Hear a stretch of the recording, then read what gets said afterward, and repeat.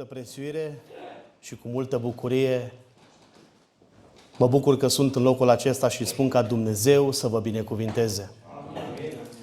Știu că atunci când sunt astfel de sărbători, trupul acesta obosește, Duhul e plin de râvnă. Dacă pentru dumneavoastră este greu, vă spun că pentru cei ce vestesc Evanghelia e un pic și mai greu. Am fost aseară în colindă, ca și dumneavoastră. N-am stat așa de târziu, probabil dumneavoastră v-ați dus până la bun sfârșit lucrarea. Eu undeva pe la jumătatea satului am abandonat, știind că trebuie să vin înspre dumneavoastră. Azi dimineață ne-am trezit de dimineață, dar ne-am trezit cu bucurie că Dumnezeu ne-a mai dat o oportunitate binecuvântată, ne-a mai făcut ca inima aceasta să mai bată în piept și am venit cu entuziasm, cu bucurie și cu o onoare deosebită să pot să-L vestesc pe Cel ce a înviat, Cel ce astăzi stă la dreapta Tatălui și mijlocește pentru noi. Nu este mai mare onoare pentru un om să vorbească de un Dumnezeu pe care nu-L putem cuprinde nici măcar cu mintea noastră. De multe ori mă cutremură faptul că pot să stau înaintea unui Dumnezeu atât de mare. Și de multe ori mă întreb, Doamne, de ce? Și întotdeauna răspunsul este pentru că Dumnezeu vrea să-L vestesc și să trăiesc pentru El și să spun altora.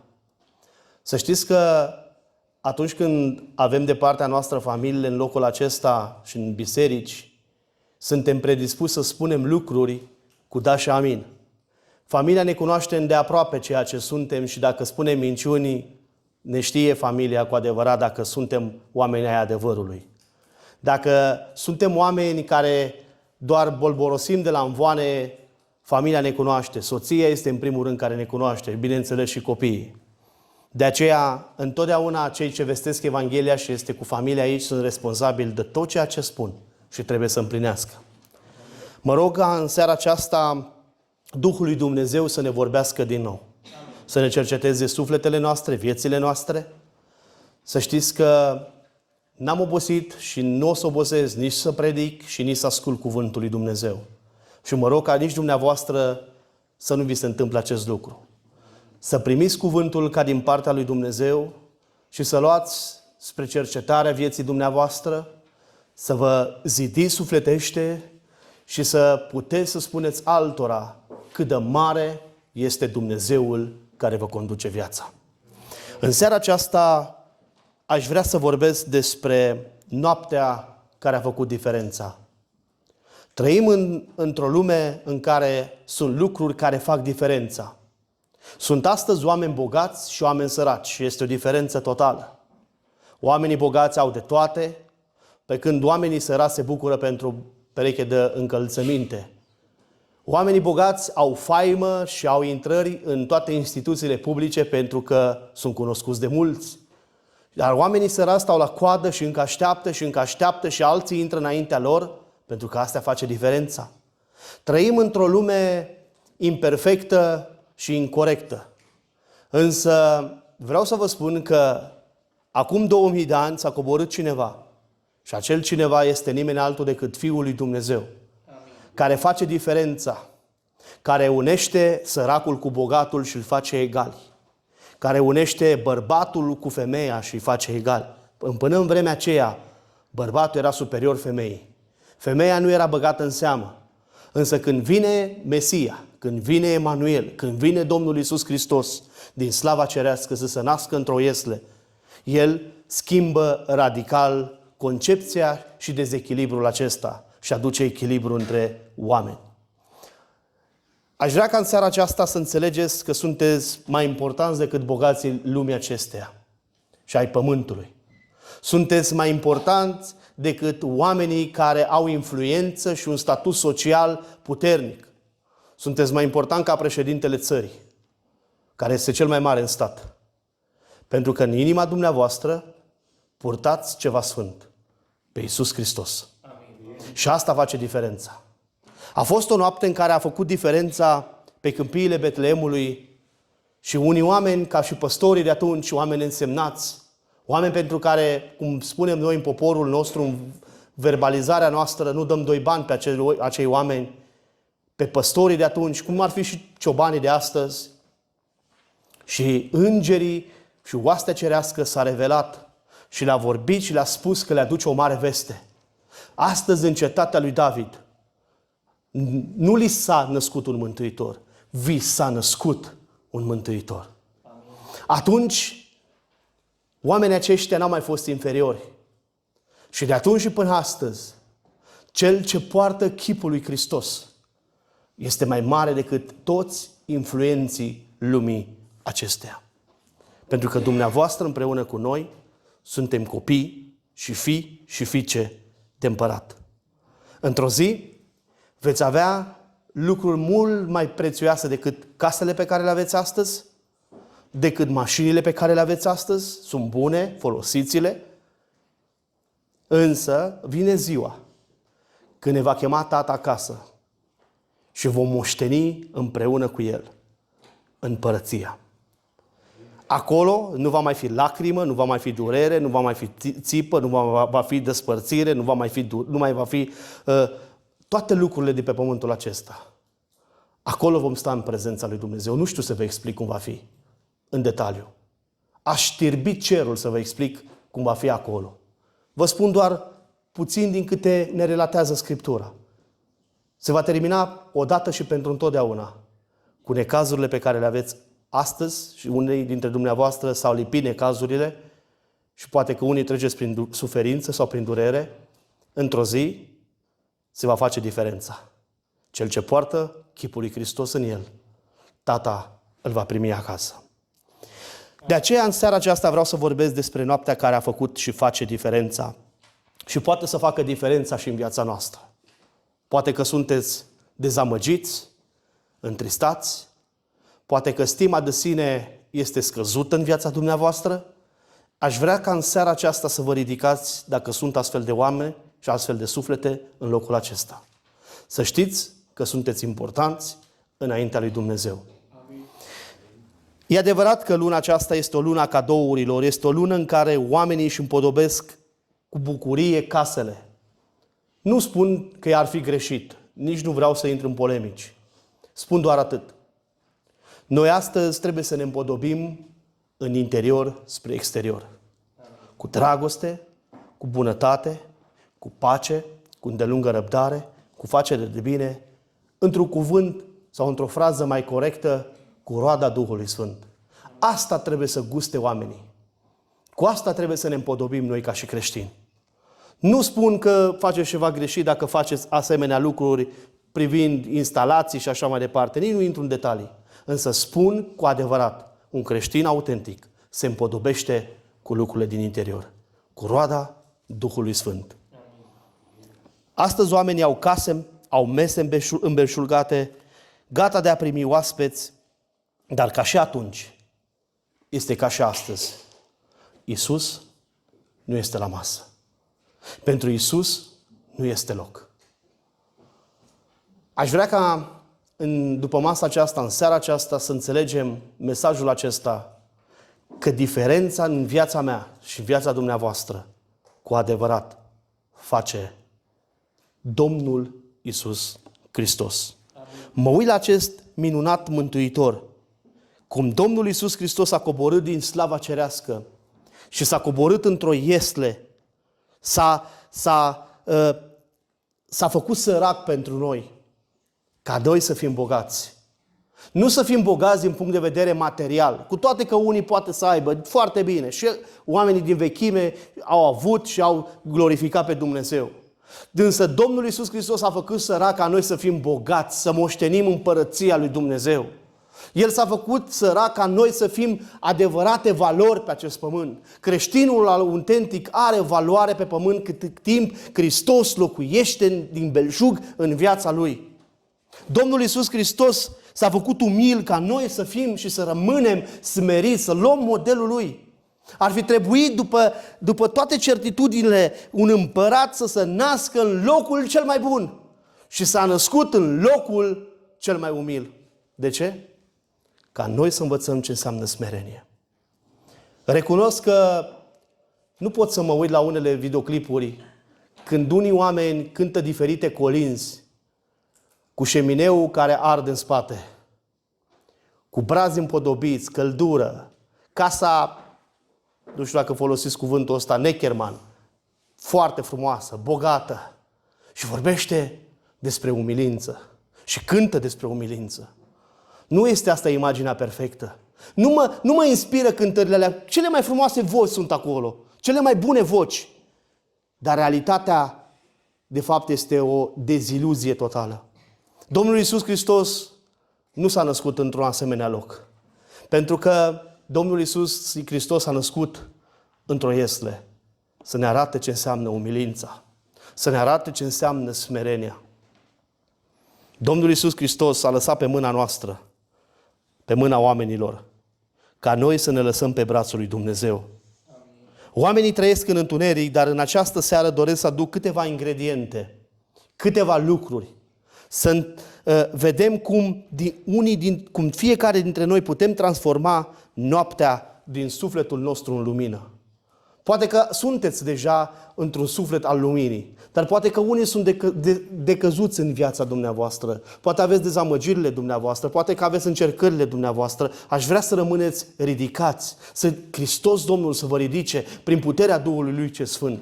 Să vedeți că totuși sunteți speciali. Sunteți oameni speciali, nu pentru că o spun eu, nu pentru că am venit să vă gâdil urechile, nu doresc asta, ci vreau să vă arăt că sunteți speciali.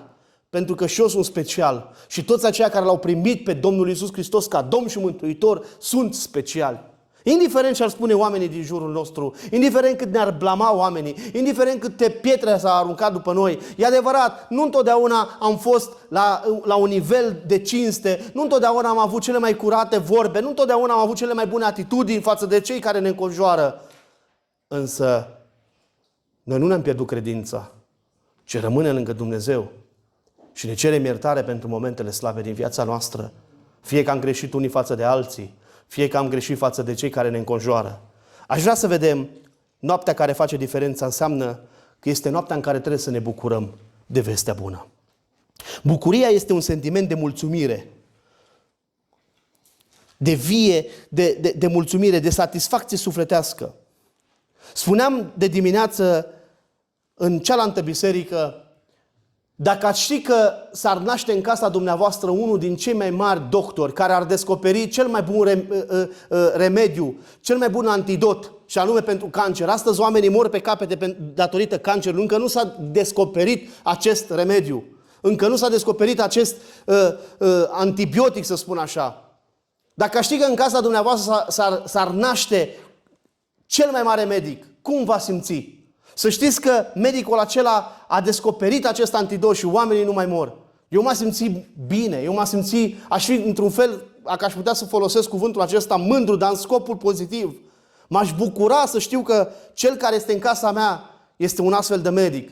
Și oamenii nu mai mor pe capete datorită acestei boli a secolului 21. Dacă știi că în casa dumneavoastră s-ar naște un președinte care ar schimba cu adevărat fața României, în care n-ar mai fi problemele acestea care sunt, în care bătrânii nu și-ar mai câștiga, s-ar uita de pe o lună pe alta să-și vină pensia, să trăiască de pe o zi pe alta. Ce minunat ar fi să știm lucrul acesta. Eu m-am simțit extraordinar de bine. Aș fi bucuros.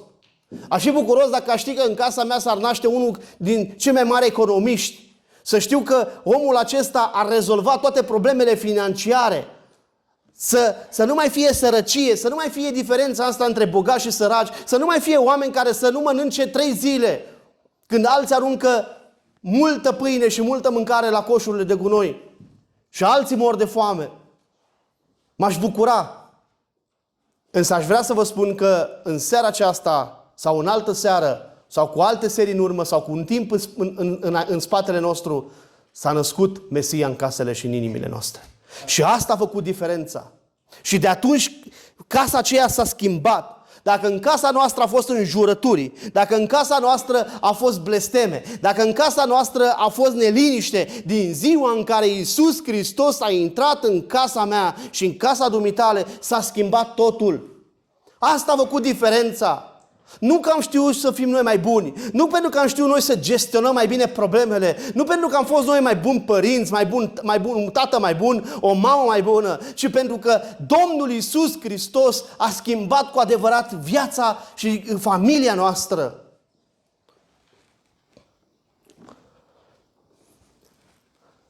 Poate că unii spun, eu nu mă mai pot bucura. Nu mă mai pot bucura de sărbătorile acestea așa cum mă bucuram odată. Parcă nu mai sunt oamenii de altă dată, parcă nu mai este spiritul, să zic așa, de altă dată, parcă oamenii s-au răcit, parcă oamenii s-au blocat undeva. Sunt alți oameni care nu se mai pot bucura datorită păcatelor, pentru că păcatele pun un zid de despărțire între el și Dumnezeu. Poate că unii zice, eu nu mă mai pot bucura, că sunt greu încercată. Trec prin atâtea probleme și nu am bucurie. Aș vrea să vă spun că în Iacov, în capitolul 1, cu versetul 2, spune cuvântul lui Dumnezeu în felul următor. Iacov, capitolul 1, cu versetul 2. Frații mei, să priviți ca o mare bucurie când treceți prin felurite încercări. Și acum stau și mă întreb, dar cum să privesc eu ca o mare bucurie? Și versetul 3 ne spune secretul. Versetul 3 spune, ca unii care știți că încercarea credinței voastre lucrează răbdare. Sunt momente în viața noastră când trecem prin diferite încercări ca Dumnezeu să lucreze răbdare. Am experimentat încercare pe propria piele și am văzut de acolo că trebuie să ies un om altfel. Dumnezeu a trebuit să mă treacă prin malaxorul lui ca să înțeleg că doar așa pot înțelege alte lucruri pe viitor. La vremea aceea nu înțelegem multe. Însă vremea când ieșim din malaxorul lui Dumnezeu, îi mulțumim că Dumnezeu ne mai învață câte o lecție. Și lecțiile care ne învață Dumnezeu sunt lecții bune. De aceea aș vrea ca în seara aceasta să vă bucurați. Asta face diferența între noi și ceilalți. Bucuria. Bucuria că într-o zi ni s-a născut un mântuitor. Oamenii n-au parte de așa ceva, care nu l-au cunoscut pe Domnul Iisus Hristos, însă noi suntem oameni care într-o zi l-am cunoscut pe Mântuitorul Iisus Hristos. Și pentru asta trebuie să fim bucuroși. Fie copii, fie tineri, fie oameni mai în vârstă, cu toții trebuie să ne bucurăm de acest minunat Iisus Hristos. Dragul meu, întrebarea mea este, cine ne-a furat bucuria? Dacă există cineva care ne-a furat bucuria. Cine ne-a furat bucuria? Câte motive am spune de multe ori că nu mai avem și nu mai exprimăm bucurie pe fața noastră, pentru că bucuria se exprimă din interior spre exterior. De multe ori fețele noastre spun adevărul ce este în interior. Când suntem supărați pe cineva, nu putem să zicem sau să zâmbim. Arătăm într-un fel. Fizionomia ne arată și ne dă de gol. În Romani, capitolul 8, cu versetul 35, ne spune în felul următor. Cine ne va despărți pe noi de dragostea lui Hristos? Necazul sau strâmtorarea sau prigonirea sau foametea sau lipsa de îmbrăcăminte sau primejdia sau sabia? Cine să ne fure nouă bucuria? Lucrurile acestea vremelnice, lucrurile acestea trecătoare? Uitați-vă că apostolii din vremea Domnului Iisus Hristos nu au încetat să nu se mai bucure. S-au bucurat chiar și în strâmtorare. Chiar și când pe mare s-au bucurat, chiar și în furtună s-au bucurat. Nu s-au bucurat de necazuri, ci s-au bucurat în necazuri. Diferență. De foarte multe ori confundăm să ne bucurăm de necazuri. Nu ne bucurăm de necazuri, nu le spunem bine ați venit, pentru că nu produce bucurie. Dar ne bucurăm în necazuri. De ce? Pentru că noi avem ce alții n-au. Noi avem un Mântuitor. Noi îl avem pe Domnul Iisus Hristos. Asta face diferența. În viața păstorilor de acum 2000 de ani, păstorii erau liniștiți, fiecare cu turma lui, pe câmpiile Betleemului și dintr-o dată, viața lor mă face să cred că li s-a schimbat. Din seara aceea a făcut diferența. Din niște simpli păstori, care și ei însăși considerau că sunt niște simpli păstori, niște ciobani, Dumnezeu pune în ei ceva valoros. Îl arată și se duce și îl vede pe Mesia. Și îl cunoaște pe Mesia. Când îl cunoști pe Mesia, când îl cunoști pe Iisus Hristos, n-are cum să nu-ți producă bucurie. Dragii mei, este o dramă pentru unii să cânte fără bucurie în adunarea sfinților.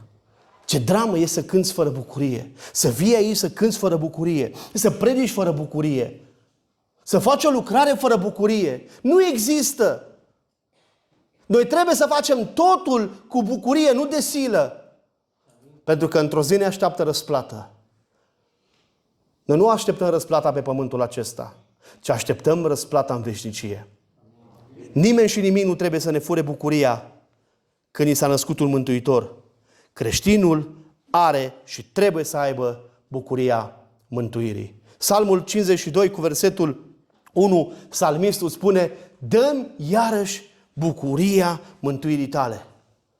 Știți de ce unii oameni nu mai au bucurie datorită păcatului, ceea ce spuneam mai odinioară?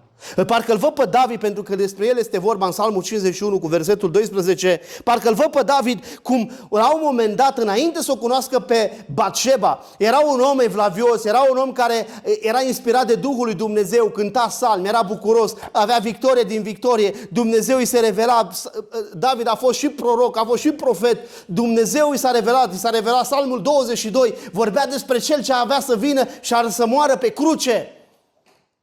Și la un moment dat se întâlnește sau vede pe terasă, când toți erau la război, vede o femeie cu care se întâmplă ceea ce se întâmplă. Și din ziua aceea, din momentul acela, din momentul săvârșirii, el nu mai are bucurie.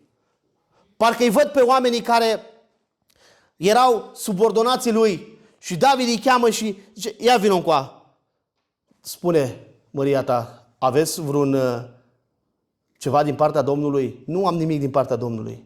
Și trece o lună, și trece două, și Dumnezeu nu se mai revelează, și își chinuie sufletul. Și stă, parcă îl văd, stă cum stă închis, și începe să fie depresiv, și începe să tremure carnea pe el. Și nu mai are bucurie. Și David, care odată îndepărta demonii din viața lui Saul, parcă îl văd că el este omul care nu mai are bucuria de altă dată. Până nu și-a mărturisit păcatul. Până când nu i-a spus lui Dumnezeu. E adevărat că a trebuit să vină prorocul. Și a mărturisit. Până atunci, omul acesta n-a putut să se mai bucure. Sunt atâți oameni evlavioși care sunt gata la glume, să râdă, să zâmbească. Fie ele și în biserică, sunt unii care le fac și în afară. Domnul să ierte. Dar nu mai au bucuria mântuirii.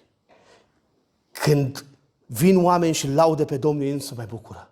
Când vin oameni și vestesc Evanghelia, ei nu se mai bucură. Dar sunt primii care se bucură la un banc, la o glumă proastă, pentru că sunt oameni care s-au îndepărtat de Dumnezeu și nu mai au bucurie. Le vorbești de Hristos, oameni pocăiți și fug. Fug!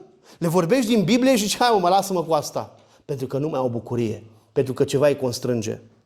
Aș vrea ca să ne dăm seama că noi creștinii trebuie să fim diferiți față de cei din lume. Noi trebuie să avem bucurie. Eu nu vă forțez să aveți bucurie. Bucuria trebuie să vină nativă, trebuie să vină din interior, trebuie să o simțim cu adevărat, trebuie să vină în interiorul vieții noastre, să spunem: da, Doamne, eu recunosc că Tu ești Mântuitorul meu personal, Tu ești Domnul meu personal și Tu îmi oferi bucurie deplină. Nu putem obliga pe oameni să aibă bucurie, nu putem obliga pe oameni să se iubească între ei dacă ei nu vor să iubească. Iubirea, dragostea agape, ea vine nativ, ea vine din inimă, ea vine pentru că să înțelege ce înseamnă dragostea agape.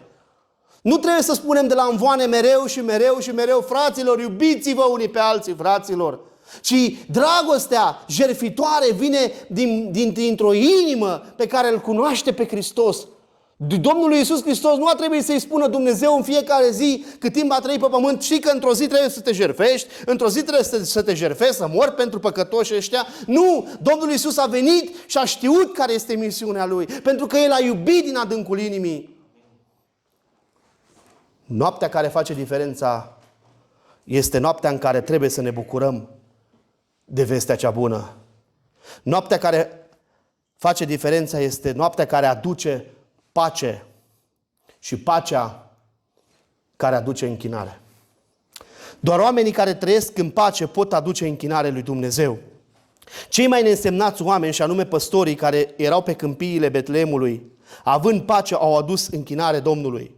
Sunt mulți oameni ce viața lor le este întunecată, deoarece le lipsesc pacea. Sunt oameni care nu mai au pace în casele lor, sunt oameni care nu mai au pace în biserică, sunt oameni care nu mai au pace cu semenii lor, sunt oameni care vrea să vină duminica dimineața, duminică seara sau atunci când vă întâlniți sau cum ne întâlnim noi joia în Germania și vor să se închine lui Dumnezeu și nu pot. Pentru că pacea, doar pacea poate aduce închinarea. Doar oamenii care trăiesc în pace poate să aducă închinare. Dacă n-ai pace cu tine însuți, dacă n-ai pace cu cei din jurul tău, nu poți aduce închinare. Uitați-vă în cuvântul lui Dumnezeu când tot poporul, Ierusalimul de atunci se tulbură. Și vă întreb, ar fi putut să se mai închine oamenii ăia sau închinat de fațadă? De multe ori sunt oameni care se închide doar de fațadă lui Dumnezeu, dar Dumnezeu cunoaște inima. Pe noi ne putem fenta unii pe alții, dar pe Dumnezeu niciodată. Pentru că sunt oameni care nu poate să aducă la altar jertfa supremă, nu poate să-și aducă la altar darul, pentru că n-au pace. Și Dumnezeu nu primește oamenii care n-au pace. Omul lipsit de pace este omul a cărui inimă este întunecată. Oamenii ce nu se pot închina nu au pace, au tulburare, au invidie, au pismă, au clevetire, au nemulțumire, nu le convine nimic. Pentru că ăștia sunt oamenii care n-au pace și nu pot aduce închinare. Însă noi trebuie să fim altfel. Seara aceea este o seară care a făcut diferența. Slavă lui Dumnezeu în locurile prea înalte și pace pe pământ. Între cine? Între oamenii plăcuți mie, plăcuți lui. Amin. E cu L mare, adică lui Dumnezeu. Dragilor, aș vrea să înțelegem că noi avem nevoie de pacea lui Hristos în viața noastră. E adevărat că cel rău vrea să ne tulbure cu tot felul de lucruri. Dar ce este în dumneavoastră este mai tare decât ce este afară. În dumneavoastră este Iisus Hristos și îl purtați. În momentul declarației de dragoste și al credinței dumneavoastră, Duhul lui Dumnezeu pătrunde. Este o naștere din nou. Este un moment unic și irepetabil în viața noastră.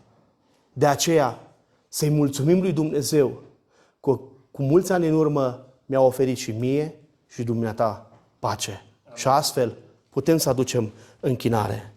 Tulburarea aceasta produce invidie. Ierusalimul era plin de invidie. Invidia aceasta l-a străpuns pe Irod și implicit a străpuns tot Ierusalimul. Pe preoți, pe cărturari, pe oamenii de vază sau cu vază, oamenii care ar fi trebuit să fie primii care să declare că Iisus Hristos este Domnul. Prin cântare putem avea pace, deoarece cântarea aduce eliberare. Dragilor, mă rog ca pacea aceasta să se coboare în inimile noastre și să putem să aducem închinarea care trebuie. Ce face diferența între noi și alții este că avem pace. Este că avem bucurie. Și ce mai face diferența este că noi am acceptat. Mă uit la păstorii aceștia care au acceptat mesajul și au mers la Betleem ca să vadă pe prunc. Și când s-au întors, slăveau și lăudau pe Dumnezeu pentru toate lucrurile. Betleemul este casa pâinii. Și omul care vrea să aibă lumină nu poate veni o dată pe an în casa pâinii, ci trebuie să vină ori de câte ori este deschisă casa de rugăciune. Aici este hrană și aici trebuie să ne hrănim în fiecare moment al vieții noastre. Acceptarea de a te încrede în Dumnezeu, indiferent la cât de întuneric este în jurul tău. Poate că treci prin diferite încercări și zici, astăzi pentru mine nu mai este nicio soluție. Ba da, este. De aceea, încrede-te în Dumnezeu și El îți va da lumină. Domnul Iisus Hristos a venit pe acest pământ ca El să aducă împăcarea cu Dumnezeu Tatăl. Iar în 2 Corinteni, în capitolul 5, ne spune în felul următor în capitolul 5 cu versetul 18. Citim și 17. Căci dacă este cineva în Hristos, este o făptură nouă. Cele vechi s-au dus. Iată că lucrurile s-au făcut noi. Și toate lucrurile acestea sunt de la Dumnezeu, care ne-a împăcat cu El prin Iisus Hristos și ne-a încredințat slujba împăcării. Și versetul 19 spune în felul următor. Că adică Dumnezeu era în Hristos împăcând lumea cu sine, neținându-le în socoteală păcatele lor și ne-a încredințat nouă propovăduirea acestei împăcări. Iar versetul 20 spune în felul următor. În numele lui Hristos împăcați-vă cu Dumnezeu. Faptul că l-am acceptat pe Domnul Iisus Hristos cu ani în urmă, asta înseamnă că a făcut diferența în viața noastră. Dumneavoastră trebuie să fiți și să rămâneți pocăiții din Rechitova. Să nu vă fie rușine niciodată cu numele acesta. Dar nici să nu vă mândriți atât de mult încât să credeți că cu numele acestea puteți să faceți orice. Suntem diferiți. Și totuși, diferența aceasta a făcut-o Iisus Hristos la Golgota. Domnul Iisus Hristos a venit pe acest pământ nu doar să se nască într-o iesle. Domnul Iisus Hristos n-a venit pe acest pământ doar să crească, să învețe o meserie, să ne arate un model chiar de viață. Domnul Iisus Hristos a avut un rol precis, acela de a purta o cruce și a muri pe ea. Și a biruit-o. Dragilor, despre El este vorba în fiecare sărbătoare. Nu doar în 25 decembrie, în fiecare an. Despre El este vorba în fiecare clipă a vieții noastre. Despre Domnul Iisus Hristos. El este prietenul cel bun. Și îi mulțumesc Lui pentru că într-o zi l-am descoperit și l-a descoperit. Vi s-a făcut cunoscut și l-ați acceptat ca mântuitor și Domn. Dumnezeu a renunțat la Fiul Lui pentru noi. Iar Fiul a renunțat la viață ca noi să o avem din belșug. Oferta lui Dumnezeu de a face diferența în viața oamenilor depinde de acceptarea pe care o facem noi. Aș vrea ca în seara aceasta să înțelegem în ultimile momente pe care intenționez să le mai am doar atât. Că Iisus Hristos a dezbrăcat acolo din slava cerească ca noi să fim îmbrăcați într-o zi. Este cea mai mare onoare. Este cea mai mare binecuvântare cum niște oameni ca noi, niște muritori ca și noi, să putem să avem această oportunitate să stăm față în față cu Mântuitorul. Abia aștept ziua aceea în care ne vom întâlni cu Domnul Iisus Hristos. Poate vă spune, dar nu-L cunosc. Pe cum să nu-L cunosc? Să nu spuneți că nu-L cunoașteți. Pe cui îi slujiți de o viață întreagă? Cui îi slujiți? Păi normal că îl cunoaștem, de aceea ne e dor de El. Nu i-am cunoscut de atâtea ori vocea, când ne-a spus de atâtea ori în singurătatea noastră să nu ne temem, că Cel este cu noi. Nu-i cunoaștem mâna care ne-a șters de atâtea ori lacrima din ochii noștri. Nu-i cunoaștem duioșirea cu care ne-a îmbărbătat și ne-a mângâiat inima plină de durere altădată, când a părăsit cineva drag, când a dezamăgit cineva, când a părăsit cineva de pe pământul acesta. Pe cum să nu-L cunosc pe Iisus? Că asta aveam odată dilemă cu cineva. Dar cum să-ți fie dor pe cel pe care nu l-ai văzut niciodată? Păi da, dar eu îl cunosc. Asta e diferența. Noi nu putem vorbi despre cineva pe care nu-L cunoaștem. Chiar dacă nu am văzut față în față din punctul acesta de vedere, dar noi îi cunoaștem vocea, îi cunoaștem duioșia Lui. El ne-a luat în brațele Lui de atâtea ori, fără ca noi să știm.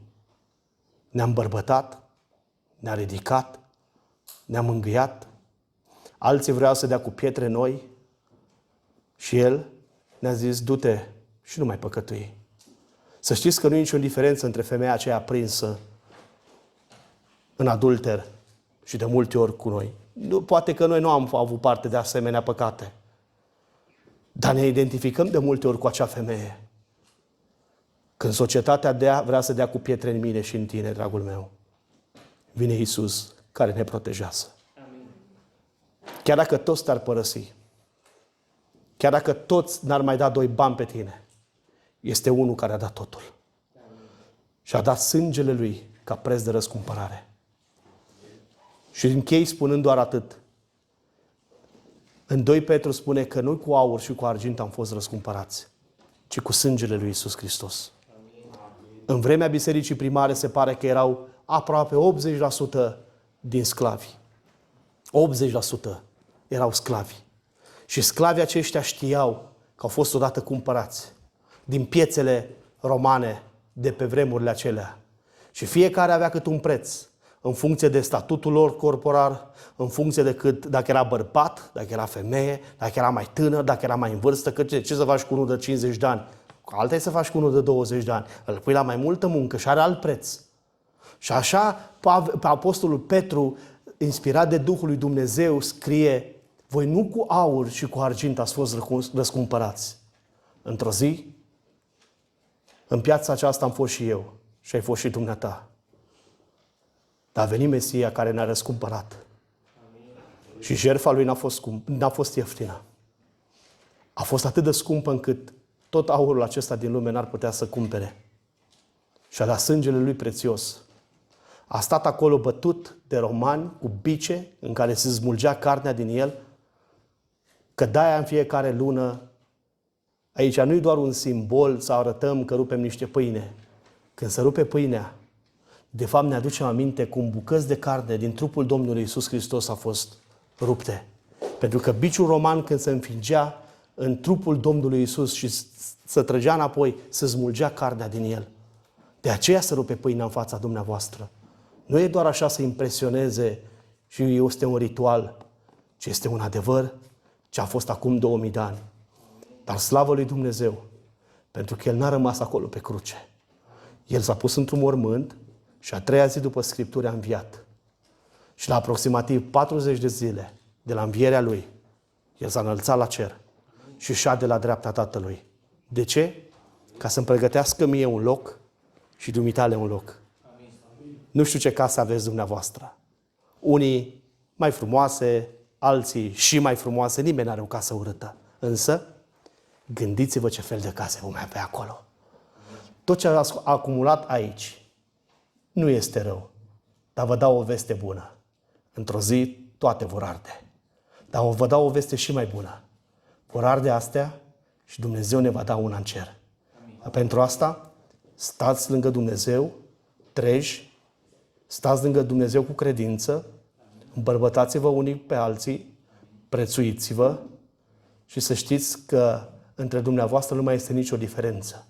Nu mai este nici bogat, nici sărac, nici mai mare, nici mai mic, ci dumneavoastră sunteți frați și surori în Iisus Hristos. Dumnezeu să vă binecuvinteze și să vă țină cu credință și cu statornicie pe acest pământ până când El va veni. Amin.